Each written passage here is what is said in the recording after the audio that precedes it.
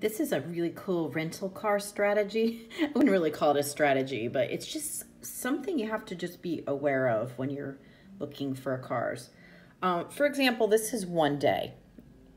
And, you know, as you would see, that's not terrible for 1 day. If you need a car just, you know, to get around for 1 day, that's fine.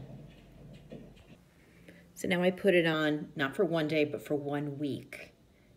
So the rate went down a little bit because they give you like a week deal, 7 days for this amount. Now I went and I put it in for an extra 2 days. So we have this car for 9 days and see how the price is now. It'd be $290.87, and then with all the taxes and fee, we're talking almost $500 for nine days of renting a car. And that's with the buy it now and save. Now this is where the fun begins. I had it for 9 days, and now I put it in for 10 days. So you get an extra day, and look how much the price dropped. So basically, if you are free and you have time to finagle with time, I mean, if you have to like fly back and you don't have 10 days, well, that's not gonna work. But it's interesting, like, you know, I'm thinking, well, I'll get the car for 7 days, it'll be less, but I could keep the car for almost double the time and pay less. Look at the name of the place. Payless. That was interesting.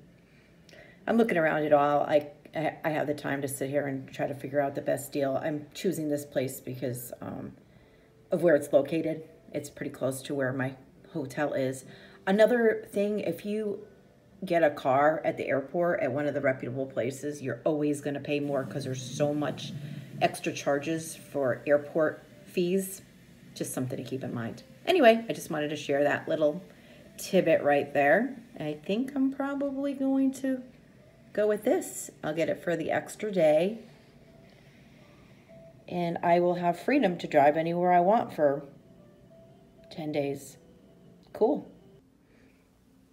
Okay, I had to check. All right, so if you got off the plane at Orlando Airport on the same dates that I just checked, I'm already in Orlando, so I don't need to get an airport thing. It is $200 more than if you get it in Orlando. But like I said, you have to do your homework. You have to look around. You have to check different. I always go straight to the websites in general, but they do have other things like rent-a-car, or I think it's called rentacar.com, and then they have airportrentals.com. Airportrentalcars.com is what it's called. Anyway, but then you have to factor in, if you're going to get an Uber or Lyft, you have to factor in that price. It's usually about $25 to get a ride to this area, because a lot of people think it's really close, but Orlando Airport is like at least 20-30 minutes from the Disney World area. So you have to factor that in. And if you have little kids, of course, you know, you have to factor in the easiness and what's easier. I find personally it's just easier to jump into a Lyft and get to my hotel and deal with the rent-a-car later. You know, I find that personally easier. But anyway, I hope this information was helpful. Have a good day.